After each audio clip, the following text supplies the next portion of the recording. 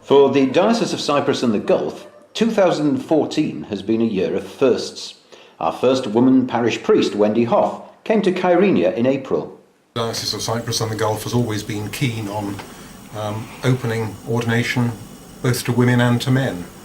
And we've come to a very good arrangement with the rest of our Anglican province. And people are experiencing all the blessings that flow from having a good appointment.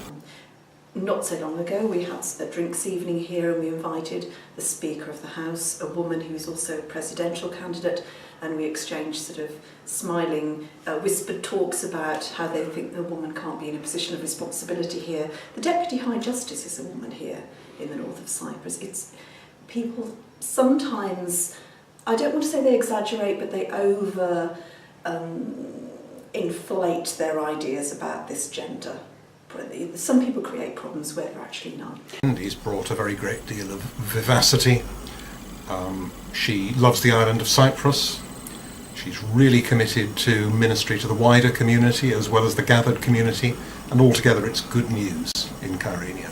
I'm a real people person. I love people, to build relationships and to get to know people and what they're doing in their lives. There are some fascinating people who have ended up here for all sorts of reasons, so their journeys. Not everyone was convinced at first that a woman chaplain was a great idea, but parishioner Chris Gibson has certainly been won over.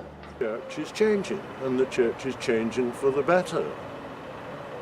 The acceptance in the local community is far greater than it has ever been. I've been here 12 years, and the beginnings of an integration into a community are more positive, are better than I have ever seen them. It has been primarily a church of retired expats, but and I'm not ageist, and I talked about that yesterday in my sermon actually, that the experience and the wisdom of older people is fantastic. However, we have universities and schools here. There is no reason on earth why we need to be one-dimensional. Meeting British Legion officers and the British High Commissioner for a short service at the British Cemetery is one example of the link she's fostering. My first two churches were embassy churches. We were very used to ambassadors and all sorts of other dignitaries, some royalty. That's never been an issue for me. Even in Bristol, St Mary Redcliffe was a very civic church with lots of responsibilities to the wider community. Rejoice in the Lord always. Again, I will say rejoice. And the peace of God, which surpasses all understanding, will guard your hearts and your minds in Christ Jesus. Another ministerial first was being celebrated in Bahrain. Our first stipendiary curate, John Lavelle. Ordaining John Lavelle in Bahrain Cathedral was a real delight. John is serving a stipendiary curacy, and already in his deacon's year he's saying that he is hugely enriched by getting deeply dug into the worshipping and the social life of a particular given congregation. It's a very good community at the cathedral itself, really good fellowship. I think it's representative of most of the chaplaincies of the Gulf in terms of the makeup of the congregation. The dean, of course, Chris Butt, is a wonderful pastor, and he has a lot of experience. And I'm able to work very closely with him every day, which is really good. A visit to the local craft centre gives John an opportunity to develop a new interest.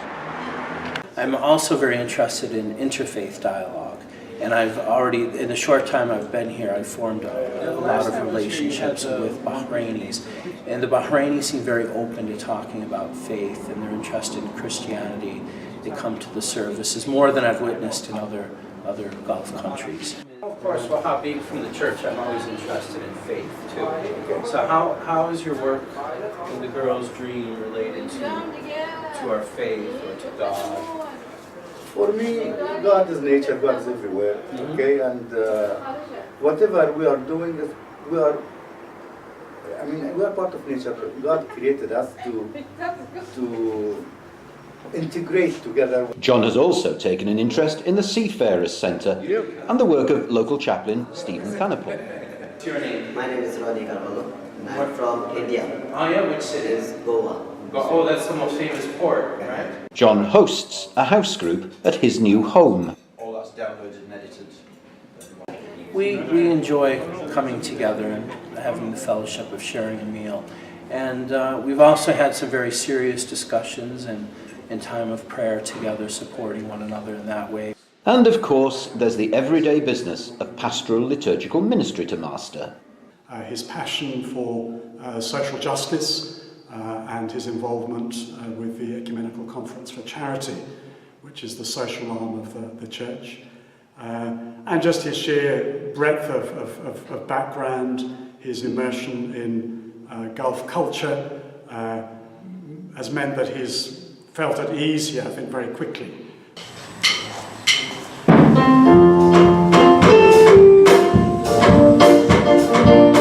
In Famagusta, we welcomed our first specifically dedicated student lay chaplain. Harry Ching has come from Hong Kong to serve as a reader this diverse and predominantly African congregation.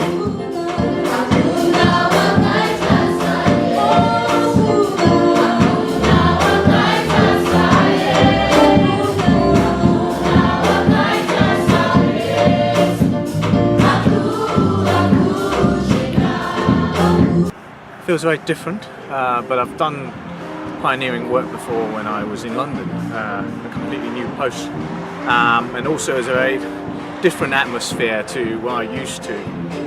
The student I look after have a very different background, and it's all new, but I'm actually very open to get to know them more. I think as I'm learning little by little, I get to know them a bit more, and at the same time they being more frank towards their concerns and their needs. And I think most important is to be there for them, to allow time for them to come to me and to have time for them to be together, the fellowship.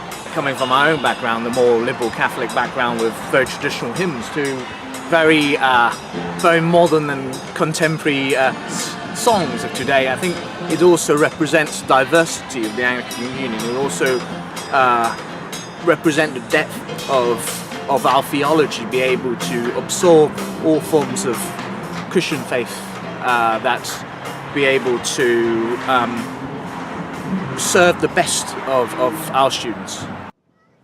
Another notable appointment was that of full-time Archdeacon in the Gulf. Having Bill Schwartz as full-time Archdeacon in the Gulf is something that I've longed for from the moment that I arrived in the diocese, precisely because the area of his archdeaconry is so huge. It covers multiple countries, it covers big distances, and the encouragement and the wisdom, the technical and the spiritual gifts that he's able to bring to bear when he sits with congregations and church councils and clergy, inestimable benefit.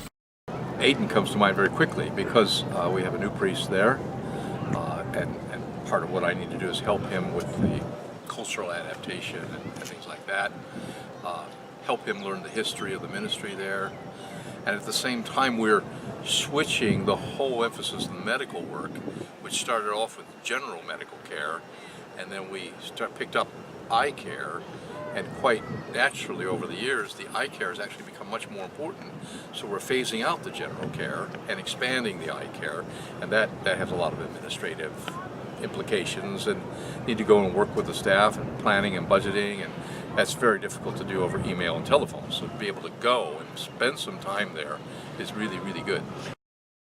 Our first salaried full-time finance officer, Evangelia Yoyakaki, joined us in May. The central admin of the Diocese of Cyprus and the Gulf has always been pretty lean, and it became very obvious to us that just to sustain the operation of the diocese and to get added value from all the things that the diocese is able to bring, we needed an experienced professional at home on the island of Cyprus and its culture and world and financial life, but also somebody experienced in dealing with Gulf countries, and Evangelia brings precisely that background. It's been a very interesting experience. As you said, I didn't know much about the Anglican Church, and I'm beginning to learn slowly but surely, and about the organization in general, how it works, how the people work with each other, and what kind of attitude and climate there is generally.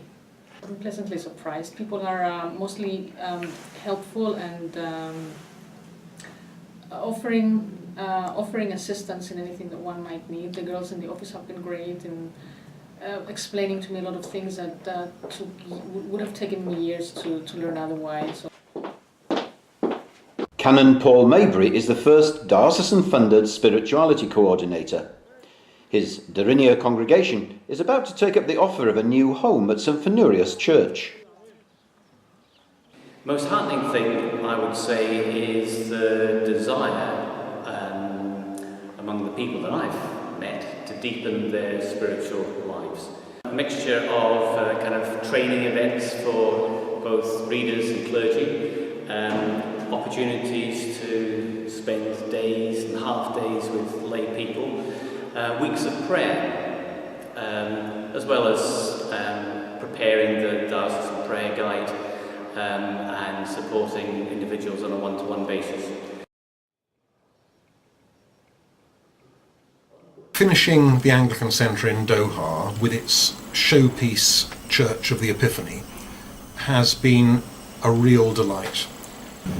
It was completed, celebrations were fervent, and huge numbers of people, tens of thousands of people, worshipped there in the Anglican Centre, not only, of course, our own Anglican congregation, but many other Christians who would otherwise have no chance of being permitted to worship legally. On Friday, we have 16,190 people who turns for various services. The service timing starts from 6 o'clock in the morning and goes up to 10 in the night. And there are 102 services conducted on every Friday, 102 services. Anglican Church, actually they look at Anglican Church as the very representative of Christian community here, especially for the Protestant community. And Anglican Church is the facilitator between the government and for the Christian community here. We stand as a catalyst. It's Friday morning in Kuwait, and the Reverend Harrison Chinikuma begins his day with a service in English at Ahmadi.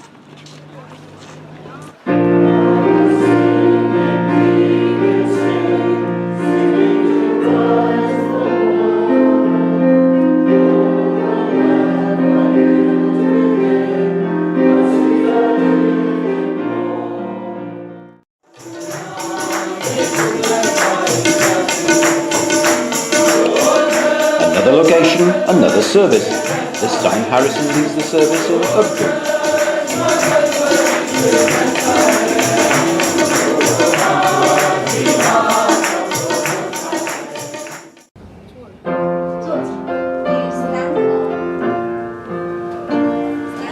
But there's one more congregation yet, the one that worships in Mandarin.